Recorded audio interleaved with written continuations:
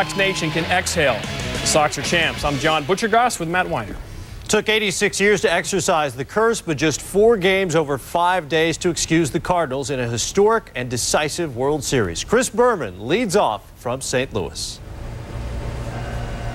All right, guys, thank you. Yes, well, the celebration continues in St. Louis. One can only imagine what's going on in New England from now until, well, maybe kingdom come. The Red Sox have done it in improbable fashion, winning 8 straight games against the Yankees and the Cardinals, and they are, let me repeat this now, let me make sure we have this right. The Boston Red Sox are the world champions of baseball. Hi, everybody, I'm Chris Berman, John Kruk, Hal Reynolds, Peter Gammons. It happened. It did. It did happen. We're gonna pinch ourselves, but it happened. All right. Babe Ruth, 1918. Enos Slaughter, Bob Gibson, Joe Morgan, Bucky Dent, Bill Buckner, Aaron Boone. You can go on. And now down to your last at bat, facing elimination at 0-3. The Red Sox are going to win 8 straight games against a team that won 101, the Yanks, and a team that won 105, the Cardinals. Well, really, to ask this is like moving heaven and earth. But come to think of it, there's a lunar eclipse right around now. It happened. Here we go. Game 4, St. Louis.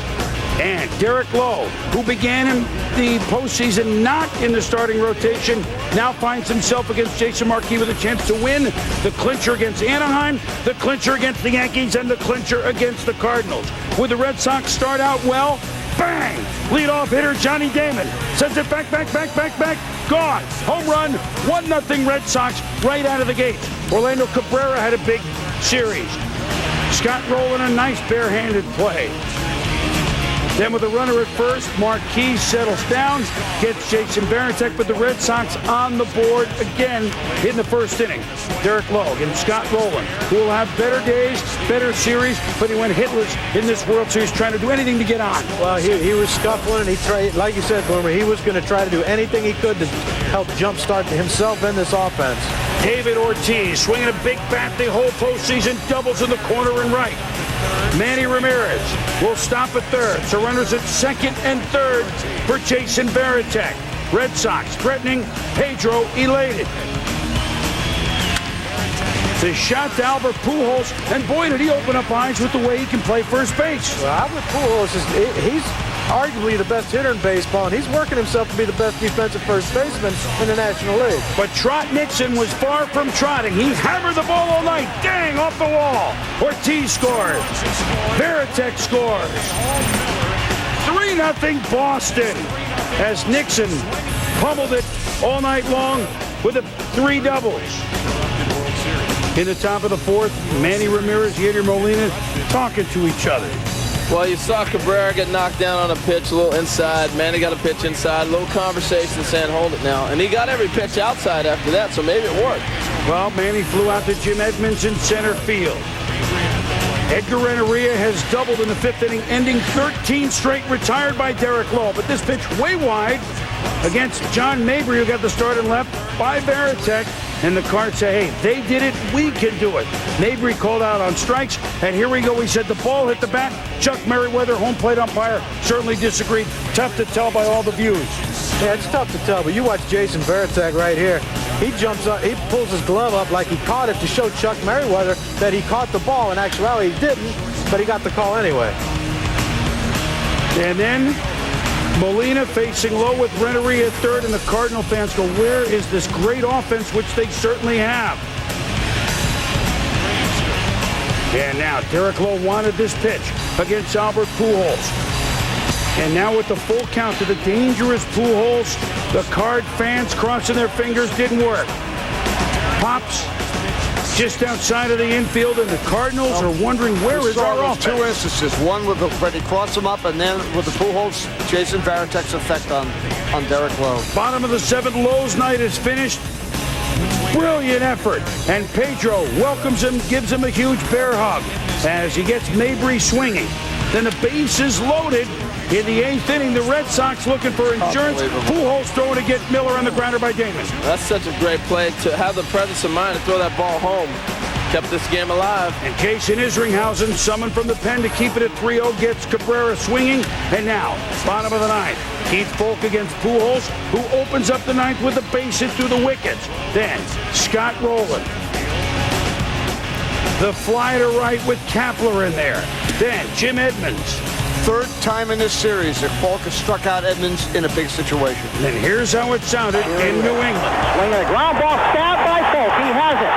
The underhands to first, and the Boston Red Sox are the world champions. For the first time in 86 years, the Red Sox have won baseball's world championship. Can you believe it? Joe Castiglione on the call. Generation after generation of New Englanders thought this would never happen. It did. And the first-year Boston manager, Terry Francona, has led the Sox to, in many ways, an improbable and almost impossible run. They do it by beating the Cardinals 3-0, sweeping the team with the best record in baseball out of the World Series, winning where the Cardinals hadn't lost in the postseason the whole time. And in 2 straight games in St. Louis, the Red Sox, starting with their skipper, try to reflect on an unbelievable run. I think we had a bunch of MVPs. I mean, if you go back to the Yankee series, if Dave Roberts can't steal second base, I'm home watching this on television. And people were saying, well, what happened to the Red Sox? We had a lot of people step up. We have a lot of good players that played up to their expectations. We also had some guys that were in role parts that came in and did some amazing things to help us win games. I went through a lot of drama during the winter, but, you know, I keep my mind positive, and I told my wife before the season started, hey, baby, this is going to be my year, you know, this is the year. And we did it, man. We're the champ. It took 25 of us to win it, and I can't believe we did it. It's still a dream for me. We never quit. We believed so much, and we cared so much about each other. And it was about picking each other up. And that's what we did for 8 straight days against the 2 best teams in baseball other than us. First game, the home run to lead things off. You led in every one of these World Series games. Did you feel as if that was important in Game 4? Oh, absolutely. I mean, we know how good the Cardinals are, and we know if they had a chance to score first, you know, the momentum would have shifted to their side. But we commend them. They were very respectful, you know, and they were perhaps the best team around. We were just capable of keeping the big hitters down, and that was the difference in this game or the series. Our pitching stepped up for us. How were you able to take that whole fun-loving idiot mentality and turn it into serious play on the ball field? Well, you know, we go about situations like 1918. Well, we weren't even alive back then. You know, some of our grandparents weren't even alive back then. So we knew about it, especially from all the Yankee fans or whatnot, but we didn't care about it. We knew our team was very capable of doing it, but we knew that we had to sweep here. We couldn't give any momentum to the Cardinals, but being an idiot, you know, it was something that took off. You know, we're idiots this year. We're Cowboys, but you know what? When all is said and done, we are now the 2004 world champions. You weren't around in 1918, but do you understand, having lived in Boston a few years, the significance of this? Oh, absolutely. I mean, every game, spring training, I mean, it's, you know, they're tough. You know, every game was the biggest game of the year for us during the course of the season, starting from spring training during the season. Every Yankee game, every playoff game, every game was the biggest game of the season, and we stepped up and pulled together and somehow got the job done, but we knew how great our team was. Congratulations, Johnny. Thank you very much, Carl. Carl, Johnny, thank you. So the Red Sox have swept and joined the 89 A's, the 66 Orioles, the 63 Dodgers as teams that have swept in the World Series that never trailed in any game. And what's the theme? Pitching. We talked about the Red Sox, Stewart and Welch, Palmer, McNally, Cuellar, Koufax, Drysdale, Padres. There is a theme to all this. Schilt, tell me about it, baby. This is unbelievable. That starts it. Unbelievable starts it. I got to thank the Lord for giving me the chance to be a part of this. I'm so proud of this organization, my teammates, to go through what we went through from February 15th to today. Only a group of the guys they put together could have done what we did this year. Diamondbacks World Series, and now here you are pitching on half of a leg. Tell me about that. I mean, you did something that, I mean, America's watching that shoe on every pitch that you throw. I didn't do anything that any one of those guys wouldn't have done for me. That's the bottom line, and that's why we won, because we would have given everything we had of each other for each other. How great is it to come to a place like Boston knowing that you were traded there to win the World Series, Kurt? I mean, that's what it was all about. And you guys got the brass ring and you swept them. Right. Well, after game 1 of the Yankee series, it sucked. But you know what? Everything happens for a reason. We never quit, Jeff. We never quit. We believed so much and we cared so much about each other. And it was about picking each other up. And that's what we did for 8 straight days against the 2 best teams in baseball other than us. How fun is it to have the seasons that you had in Philadelphia with Tito and now turn around and have a miracle season with the Boston Red Sox with the same guy? You know Tito. I'm so happy for him because through all the crap in Philly by all the people that don't know crap about the game and him losing his job for reasons that weren't his fault, to get this, he deserved it. He earned it, and I'm proud to be a part of it. Congratulations, Thanks, baby. JB. Thank you, man. The Budweiser Hot Seat. Brought to you by Budweiser. Grab a cold, fresh Budweiser. It's game time. Boston has always had that revolutionary spirit, and that spirit has often manifested itself on the streets of Boston, from the Boston Tea Party to Thursday morning's Boston Sea of Red Party. Throughout the years, as the myth of the curse grew and grew, Red Sox players from Bob Zupsick to Roger Clemens to Wade Boggs to Tim Wakefield always said they want to win the World Series because they want to see how Boston reacted. Now we know. Here's George Smith. They've had 86 years to plan this party, so Boston fans are more than happy to turn the page and start a brand new chapter in Red Sox history. Can't even top this. Patriots, I cried when that happened. I don't even know what to do right now. Unbelievable. I'm having so much fun. It's been a blast, and it was well worth the wait. And the expression goes, good things come to those who wait, and we've waited a long time, and I feel glad that I've had that solidarity to the Red Sox, and we've made it. Everything's been worth it.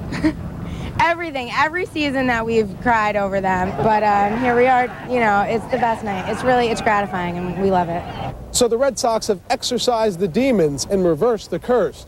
All that's left to do now is plan the parade. In Boston, George Smith. Adventure happened almost 1,000 miles away from Fenway, but you couldn't tell. Revelry at Fenway, meanwhile in St. Louis, the same. It's going to hit home in probably a week when everything's settled down and we go home and we all go to our own houses and realize what we just did. But, you know, again, this is a very special team, and, you know, the front office deserves a lot of credit for assembling this team. What do you think this means to Boston? Oh, my God. People enjoy it because you deserve this. You guys been winning for so long, and this little, this giant thing on top of my head is part of yours, so you guys deserve it. We exercised the curse. A lot of people can rest easy now, and we won't have too much hot stove talk this winter. I don't think words can really describe what it's going to mean to them and what it does mean to them. Yeah, I mean, as fans, they've been under so much pressure for so many years. And, I mean, there's going to be a lot of people that are going to finally sleep happy. For Boston, I don't really know how much it means, but I'm pretty sure that a lot of people, if they die now, they're gonna die in peace. And I hope nobody dies, and I hope we play it safe in Boston. But I'm pretty sure this is the best Christmas gift that any Bostonian can get as of now. Tim, what's it mean for Boston? It's tremendous for the city of Boston. You know, they've endured so many heartaches. You know, now we can bring this trophy home and say we're world champions. What does 1918 mean now? Nothing. There you go. Nothing. And this Red Sox team, and you thought it was going to take Halloween in Game 7. They got it done 4 days before Halloween. They also down to their last at-bat, 3 outs away from postseason elimination, as were the 0-1 Diamondbacks, the 97 Marlins, the 86 Mets. Who did they play? The 85 Royals against these Cardinals, the 77 Yanks, and the 1912 first year of existence, Fenway Park. Fenway opened, the Titanic sank all in the same week. They won 4 in 7 years. It took 86 to get another one. Meanwhile, on the other end of the specter, see, on this night in lunar eclipse, what do you expect? The Cardinals talk about what didn't happen. We tried our best. You know, that's all you ask for. You don't go out there and try and on purpose. Pretty sure we didn't do that. And we went out there and made some mistakes, mentally, physically, everything, and just they capitalized on it. They played better. It's not frustrated because we got to this point to the World Series, the second best thing in the league, and nobody was expecting us to get to this far or even to pass the first round, and we did. We got to the World Series, and we proved some of the guys that were talking about our team run, and like I said, our pitching stayed healthy all year. I know we missed Carp, and then the playoffs, but I think our pitcher did a great job, and we battled through, and like I say, no matter what, somebody was going to win in the World Series, and it wasn't us. You see their lineup, you know that they're going to be back, but I think people, and by the way, we forgot how great a player Larry Walker was, because we're not used to seeing him in September and October in the big games. Right, 84, because the curse didn't begin till Red Sox owner Harry Frazee sold the Babe for $125,000 to finance his play no-no-net in 1920. Next World Series appearance, 1946. Boston lost Game 7 when the Cards' Enos Slaughter made his mad dash home from first while Johnny Pesky was late with the throw. The Curse already 58 years old by the time Bucky Bleepin' Dent joined in. His 3-run shot beat the Sox in a 1-game playoff for the division in '78. No one personified the Curse more than Bill Buckner. With Boston an out away from a World Series win, Buckner's error in '86 opened the door to a Mets comeback and a Game 7 victory. And last year, Game 7 of the ALCS, Aaron Boone adds Bleepin' to his name in the 11th, forcing the Sox to wait one more year. For Red Sox Nation, 1918 is now simply 37, a Red Sox number worn by Bill Lee and Jimmy Pearsall, two of Boston's more colorful cursed characters. The Red Sox just didn't reverse the curse, they cremated it. An organization supposedly spooked and with low self-esteem played with the pride of the Yankees. And for the first time since 1918, are champions. Tim Kirkjian now on Destiny's Child. The curse officially lifted at 11:38 p.m. Boston time on the night of a lunar eclipse, 18 years to the day that the Red Sox lost Game 7 of the 1986 World Series. 86 years of angst is over. Babe Ruth now can be viewed primarily as the greatest player ever, rather than the villain most responsible for almost a century of failure of a franchise. Finally, Johnny Pesky, Bill Buckner, and dozens of other Red Sox can get a good night's sleep. Destiny was in the works all year. We just didn't connect the dots. There was the Red Sox fan who was hit by a foul ball. As fate would have it, he once lived in Babe Ruth's house. There was Pedro Martinez saying if he faced the Babe, maybe I'll drill him in the There was the trade of shortstop Nomar Garciaparra to another cursed franchise, the Cubs, who collapsed down the stretch as the Red Sox blitzed through the final 2 months. Abra Cabrera.